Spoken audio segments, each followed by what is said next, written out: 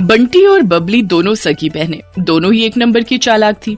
वो बूढ़ी औरतों का भेष बनाकर अलग अलग गांव में जाती थी और जहाँ भी सीधी साधी अमीर सेठानी औरतें दिखाई दे उनको ठग लेती थी।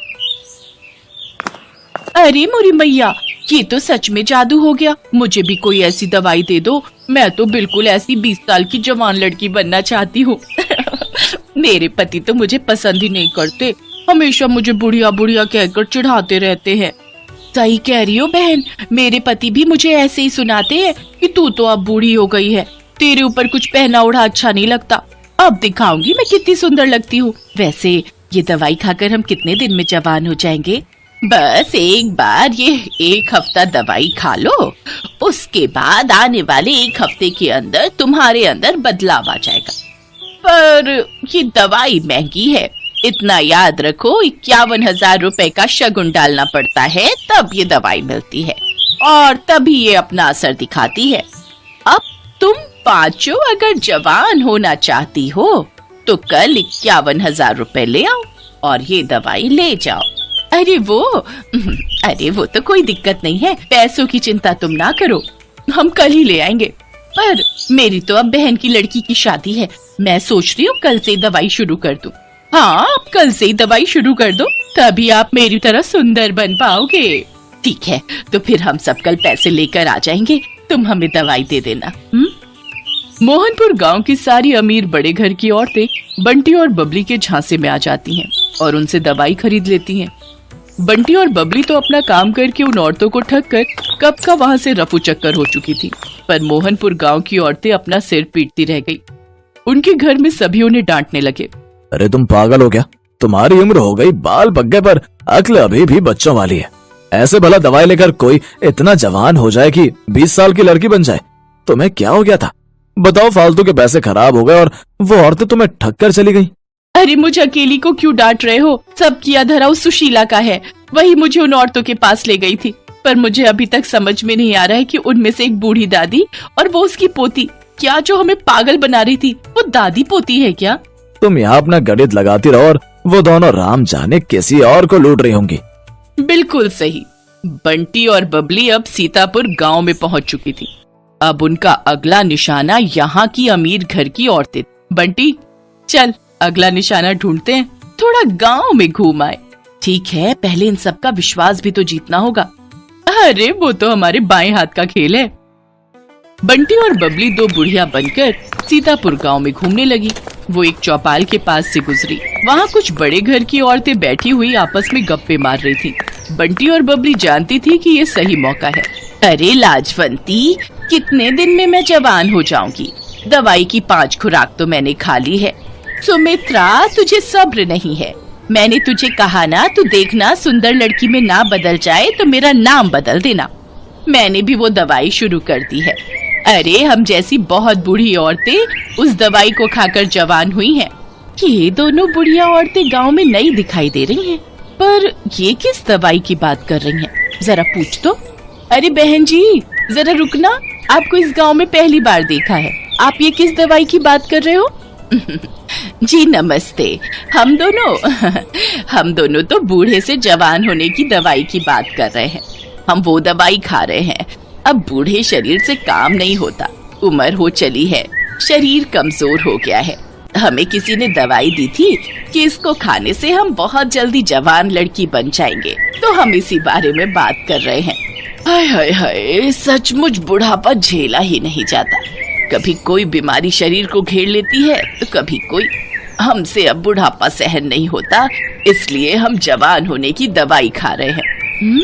अच्छा, तो उससे कोई भी जवान हो सकता है? अगर हम लोग वो दवाई खाएं, क्या तुम हमें भी वो दवाई दे सकती हो? हाँ, क्यों नहीं, वो दवाई तो हम जरूर दे सकते हैं। उसके लिए 51,000 रुपए देने होंगे, वो शगुन होता है। हाँ, ठीक है, पर पहले आप हमें इस बात का सबूत दो कि वो दवाई सचमुच हमें जवान बना देगी। मेरी दवाई को 5 दिन हो चुके हैं, बस कल एक दवाई और लेनी है, फिर परसों मैं तुम्हें एक जवान लड़की के रूप में दिखाई दूंगी। ठीक है, तो फिर हम परसों ही दवाई खरीदेंगे। पहले तुम्हें देख तो ले, आजकल चोर उचक्के बेईमान ठग बहुत लूटने लगे हैं। अरे तो ठीक है, आप जब परसों सुमित्रा को लड़की के रूप में देखोगे तभी आपको विश्वास होगा।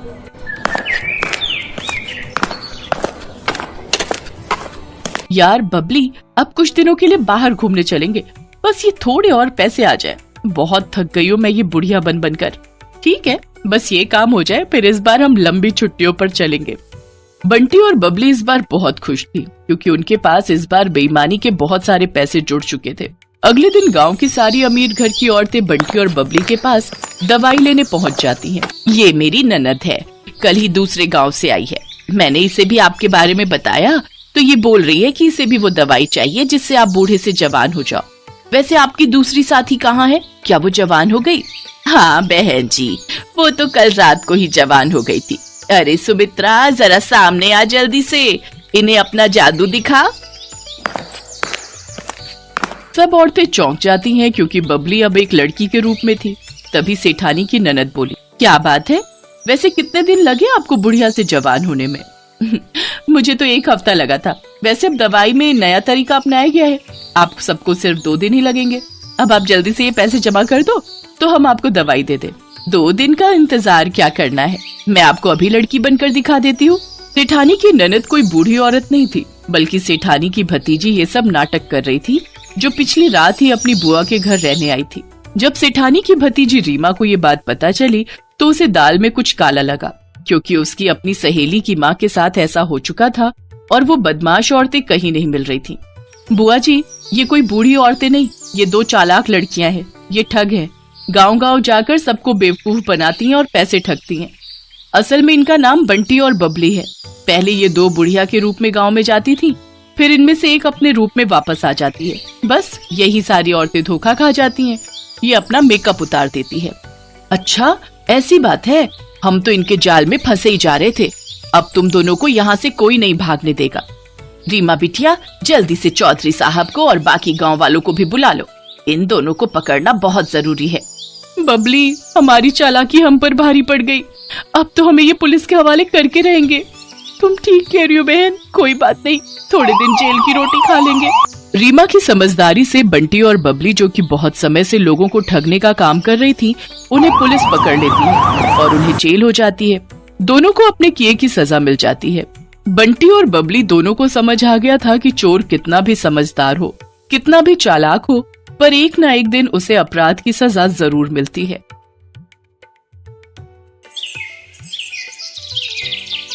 सब्जी ले लो, सब्जी हरी हरी ताजी बढ़िया सब्जी। ओ भैया, सब्जी वाले, जरा रुकना। हाँ बोलिए माताजी, क्या दे दूं? आलू, प्याज, टमाटर, भिंडी, गोभी, टिंडा, करेला, शिमला मिर्च, तोरई, सब बढ़िया बढ़िया लाया हूँ सब्जी। एक करेला दे दे। बस एक करेला? एक मतलब 1 किलो ना, अभी तोल देता हूँ। अरे अरे, इतने सारे थोड़ी, एक करेला। मुझे बस एक ही करेला चाहिए, 1 किलो नहीं। 1 करेला थोड़ी दूंगा माताजी, उसमें क्या तोल भाव करूंगा बताइए। अरे जब चाहिए एक तो एक ही खरीदूंगी ना।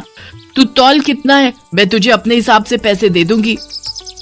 5 रुपए का बन रहा है 1 करेला। इतना जरा सा करेला 5 रुपए का? पागल समझा है क्या मुझे? ये पकड़ 2 रुपए और करेला इधर दे। हाँ दे रहा हूँ माताजी, और बताओ क्या लेना है? बस और क्या लेना है, 1 करेला काफी है। आज इसकी सब्जी बन जाएगी, कल दोबारा आएगा तो फिर कोई सब्जी ले लूंगी। कैसी कंजूस है ये माताजी। 1 टिंडा, 1 टमाटर, 1 प्याज और आज 1 करेला। रोजाना मेरा इतना समय खराब कर देती है, मानो ढेरों सब्जी खरीदनी हूँ। अब तो इस गली में रुकूंगा ही नहीं। हाँ, दूसरी गली से निकल जाऊंगा। राम जाने इनके घर वाले इनके साथ कैसे रहते होंगे। ये है संतोष। संतोष अपने पति और बेटा बहू के साथ इस मोहल्ले में कई सालों से रह रही हैं। संतोष के कंजूस स्वभाव को मोहल्ले में सब जानते हैं, इसलिए सब संतोष से दूर रहते हैं। संतोष कंजूस होने के साथ साथ बहुत ही चालाक भी है। अपने पैसे बचाने के लिए वो कोई ना कोई नया तरीका ढूंढती रहती है। बहू, इस करेले के 6 टुकड़े आराम से हो जाएंगे, हम सबको पूरे होंगे। एक प्याज डालकर इसकी सब्जी बना लेना। रात में कोई इतना नहीं खाता, एक करेले की सब्जी पूरी हो जाएगी। बस जहाँ देखो वहाँ कंजूसी करके अपने पैसे बचाती रहती हैं। भला एक करेले की सब्जी पूरी होगी, सूंघ सूंघ कर खाना पड़ता है सब कुछ। मन ही मन क्या बुदबुदा रही है। अब कुछ नहीं माँ जी, वो चीनी का डिब्बा खाली हो गया है, चीनी लौटनी थी। क्या चीनी खत्म भी कर दी? कितनी चीनी लगा देती हो बहू। जाओ भंडार घर से डिब्बा उठा कर लाओ, मैं खुद दूंगी, अपने आप मत लेना। शालू चीनी का डिब्बा ले आती है। ये हुए 5 चम्मच, 8, 9 और ये हुए 10। ये लो बहू, पूरे 10 चम्मच चीनी है। ये चीनी 2 महीने चलनी चाहिए। चाय में गिनकर सिर्फ 5 दाने चीनी के डाला करो, ज्यादा मीठी चाय सेहत के लिए अच्छी नहीं होती। माँ जी 10 चम्मच, वो भी छोटे वाले, ये 2 महीने चल जाएंगे, ये तो कुछ भी नहीं है। ये चीनी तो 15 दिन क्या 1 हफ्ता भी नहीं चलेगी माँ जी। जितनी दी है उतनी ही लो, इससे ज्यादा नहीं मिलेगी। घर चलाना किसे कहते हैं, मेरे से सीखो। संतोष और शालू अभी बात कर ही रहे थे कि तभी दरवाजे पर बिजली के बिल वाला आ जाता है। माताजी बिजली का बिल ले लो। हैं, इतनी जल्दी बिजली का बिल आ भी गया? अभी तो आया था, लाओ भैया दो। संतोष बिजली का बिल देखते ही घबरा जाती है। 8,000 रुपए, इतना बिल? ये सब गर्मियों की वजह से हुआ है। गर्मियों में और चलाओ, पूरी रात एसी, दिन में भी एसी एसी। अब पंखा चला रखा है, इसे बंद करो। आज मौसम अच्छा है, मैं ऐसे ही बैठूंगी। क्या हुआ संतोष, इतनी गुस्से में क्यों हो? ये लो बहू, दशहरी आम आ गए हैं, रास्ते से लेता हुआ आया हूँ। ठंडे पानी में भिगो दो, रात को सब मिलकर खाएंगे। अरे क्यों इतना खर्चा करते हो? अभी दशहरी आम 80 रुपए किलो है।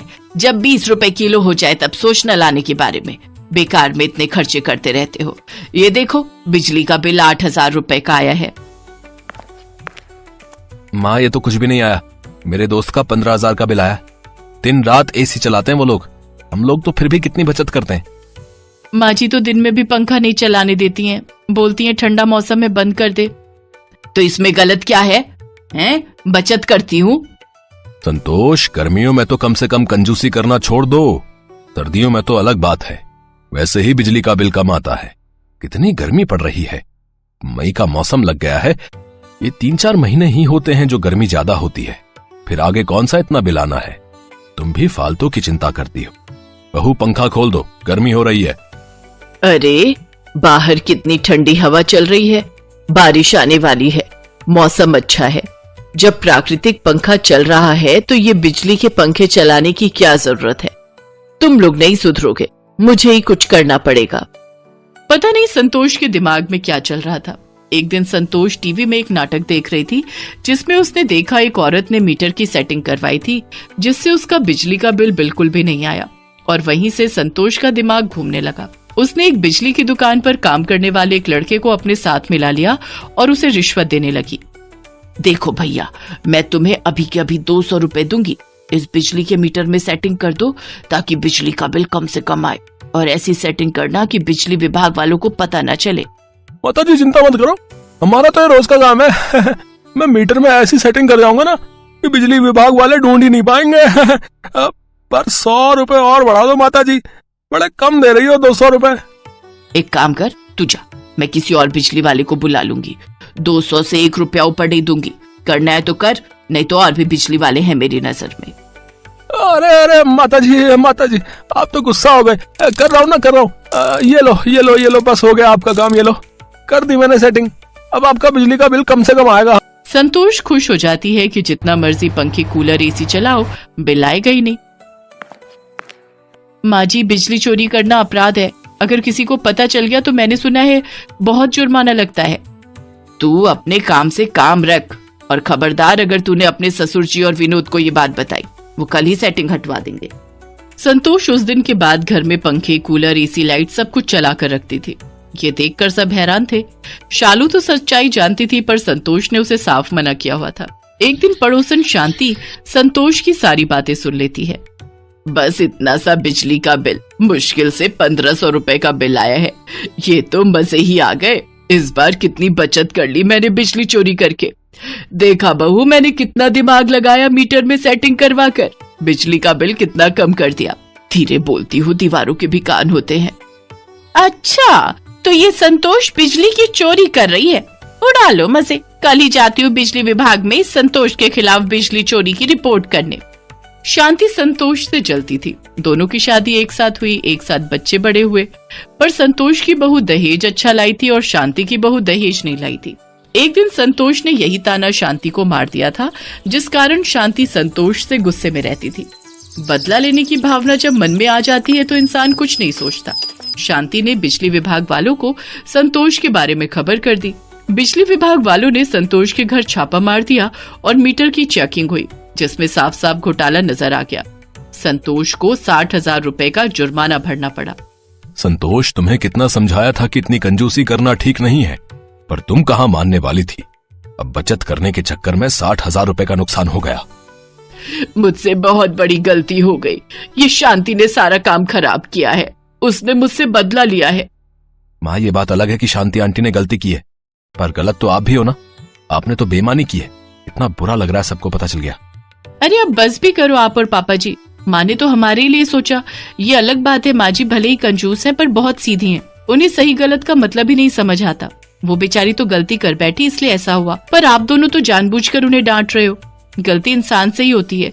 माँ को अपनी गलती का एहसास हो गया कि बहुत बड़ी बात है। माँ जी आप चिंता मत करो। अरे ये पंखा क्यों बंद है? रुको मैं अभी चलाती हूँ। अरे बहू रहने दे, बिजली का बिल बहुत आएगा। अब तो मीटर में कोई सेटिंग भी नहीं है। माँ जी अभी भी और सब ठहाका लगाकर हंसने लगते हैं। संतोष को अपनी गलती का एहसास हो गया था। उस दिन से संतोष ने कंजूसी करना छोड़ा तो नहीं, पर कम जरूर कर दिया।